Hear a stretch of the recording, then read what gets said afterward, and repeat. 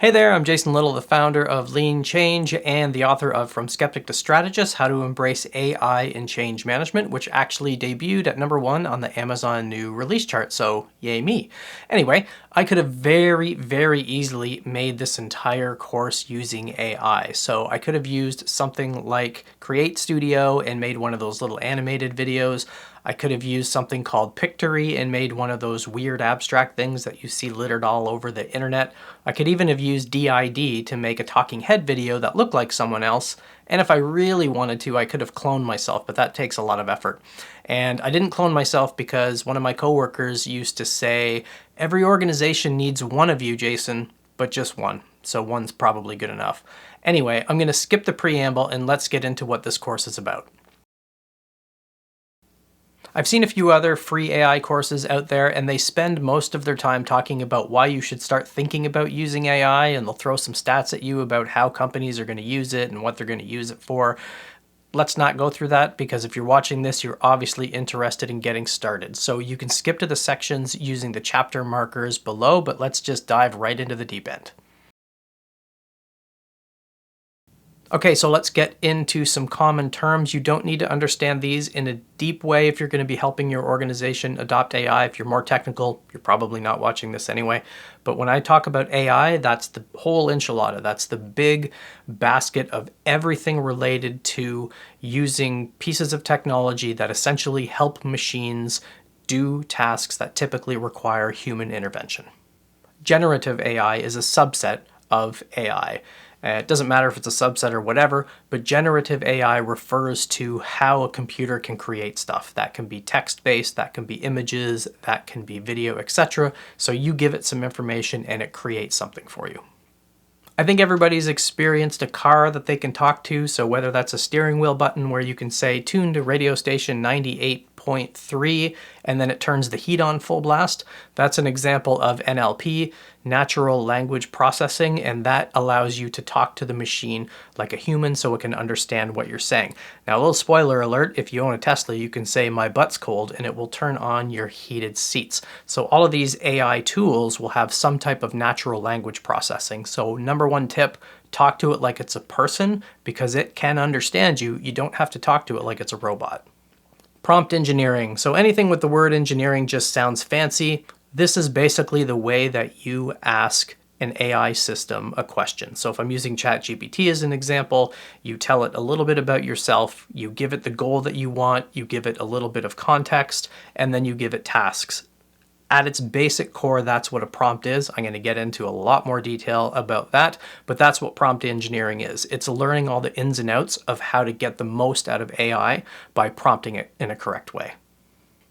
Okay, continuing on with prompting, these are a few examples of the types of prompts. Zero-shot prompting would be similar to having a super-duper smart employee and giving that person a task that it's never done before. For example, if you asked AI, make me a change management conference with an agenda for 10 sessions, it's going to do that, but it's going to make a whole bunch of assumptions.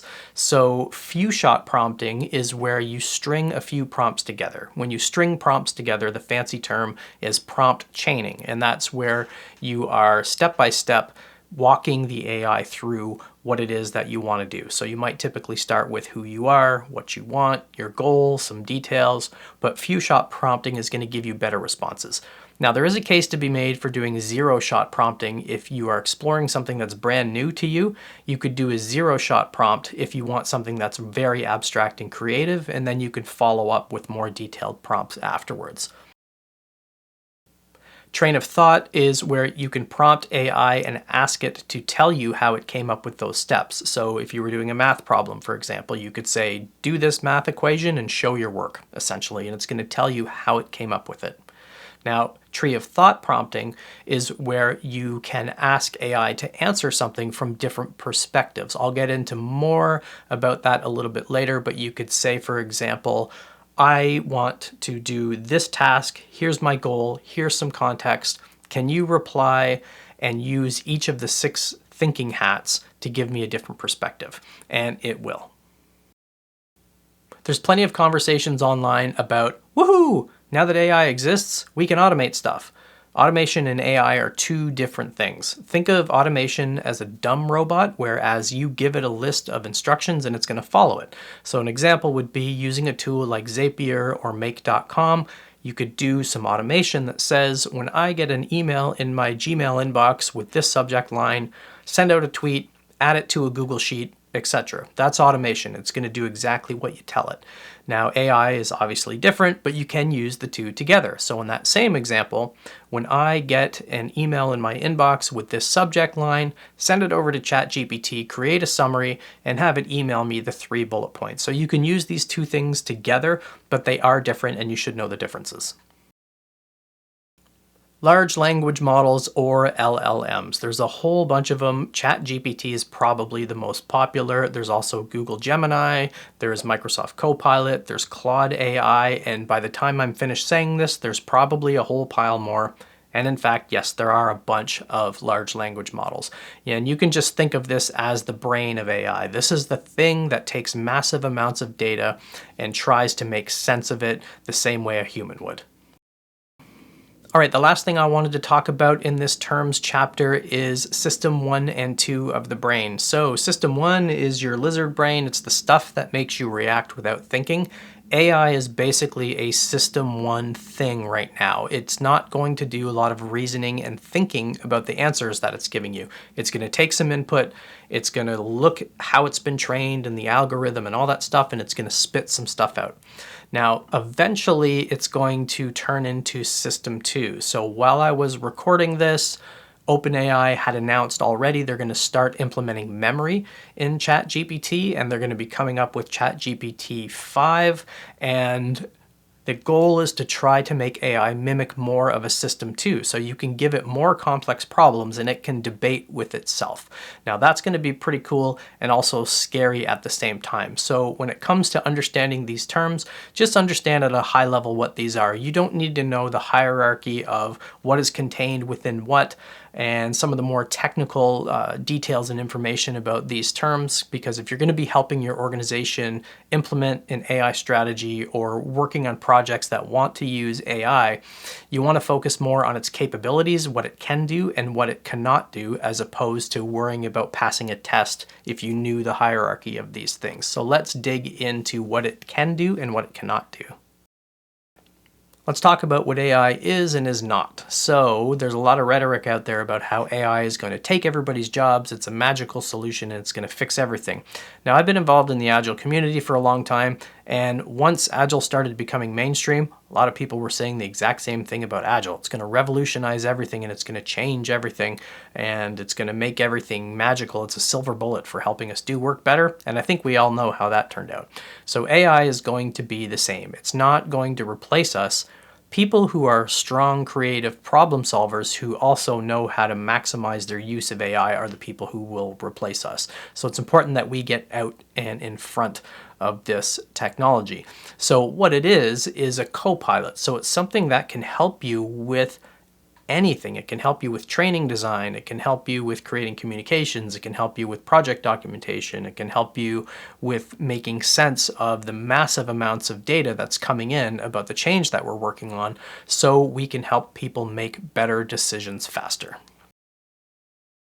I call this chapter Controlling the Chaos because a lot of the things I've seen either in free courses or LinkedIn and other sources is about how me as the change agent or the project manager or the leader, how can we control how AI gets used in our organization? Spoiler alert, you can't. It doesn't mean you're not going to need to put some guardrails in place or have some conversations about what it is and what it means to the organization, but everybody's got one of these.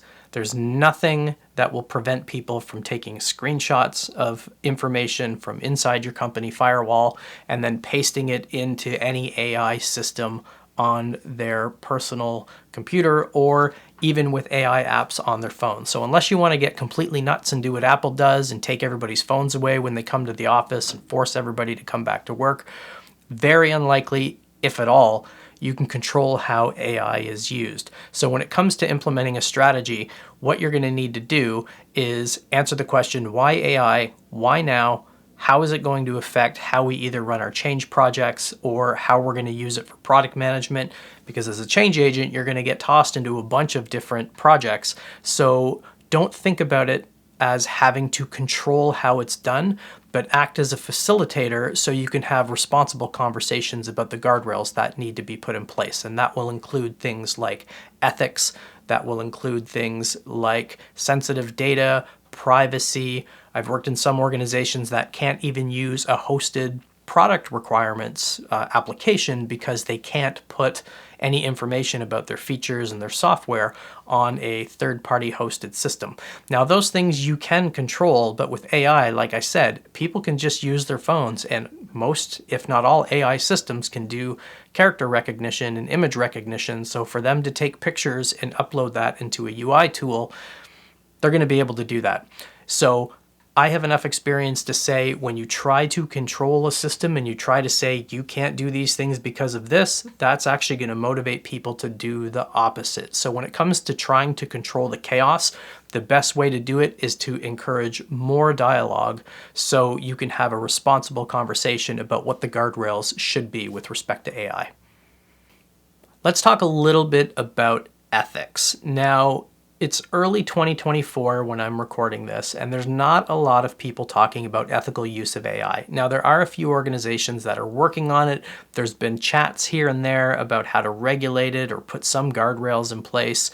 Sam Altman actually said that it's impossible to use an AI system that doesn't use copyright material. So there's a lot of little balls in the air for this, but not a lot of people are really talking about the ethical considerations for using AI. And this is really going to be up to you. So when you're having generative AI create content for you, there's a fine line between writing a well-crafted communication that is written in language that people are going to understand. So for example, if you prompted AI to say, write me a custom communication from these different personality types, traits, or perspectives, whatever your favorite is, then it can certainly do that.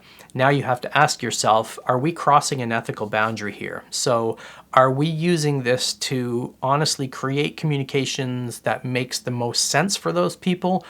Or are we using it to influence and manipulate people? And that is a gigantic gray area, but these are going to be the conversations that you're going to need to have in your organization. Privacy is another gigantic concern with AI, so you would need to be more technical for this, but yes, you can make whatever you're doing with AI private. So you would need developers basically to take a large language model. You can find a bunch on GitHub that you can use. Some of these things are open sourced. You can create it inside your firewall so nothing is going to get out. Now take that with a bit of a grain of salt. Just the way the internet is and what these phones have done. It's going to be impossible to completely control it, like I said, in controlling the chaos. But if data privacy is a huge deal, and for a lot of organizations, public sector, highly regulated organizations, yes, it's going to be a gigantic big deal. So you may want to firewall your AI system by building it in-house and not using any public system like ChatGPT or Google Gemini or Microsoft Copilot. Now, it's completely unclear about how, if you are using these things online and say, for example, you've created your own API integration with Copilot or with OpenAI's ChatGPT, it's not clear if the data you're going to put there is going to leak into their complete language model for other people to see. But if you're really skeptical and worried about privacy, then you'll definitely need to work with the development team to bring your AI system in-house so it's not going to get leaked anywhere else. But like I've mentioned many, many times, controlling the chaos is going to be very difficult. So if you have a highly conservative organization and data privacy is a gigantic concern, you may be taking a wait and see approach, and then you're going to completely miss the boat on how AI can help. And again, like I said, in controlling the chaos, if you wait too long because those are concerns, validate that those concerns are not just you and your temperament or your boss's temperament. Make sure you validate what is actually important with what isn't, because I've worked on plenty of projects where you might have a more conservative stakeholder who's worried about something that's not a concern for everybody else. So you really need to have these difficult conversations. Just to wrap this up, and the ethical chapter as well, those two things, like I said, are not really well talked about in the AI community compared to some of the other whiz-bang cool things that you can do with AI. So make sure you know how important this is for your organization, and make sure you have an open space or a lean coffee or multiple ones so you can find out what is actually a concern for ethics and data privacy, and then you can figure out something to do about it. All right, so I hope you enjoyed this introduction to AI course. I hope it was valuable for you. Like I mentioned in the opening, I did take a few free ones, and they really didn't say a whole lot. They really didn't give you anything to actually look for and try right away. So hopefully you got some of those tips and tidbits here right off the bat. Now, to continue on, you can go to leanchange.org and you can find other free tutorials and videos. Our AI Hub has a prompt library from prompts that people have used. There's a whole bunch of tool reviews and things like that. And we've also got cohorts where if you want to go a little bit deeper and you like more of a classroom setting, then you can find cohorts there. And these cohorts are very small, between 4 and 6 people, where we can actually do some very, very deep consulting and coaching for people who are serious about using AI in their organizations. I'm Jason Little, the founder of Lean Change and the author of From Skeptic to Strategist, which again hit #1 in the new release chart. So woohoo! That means I know what I'm talking about, I guess.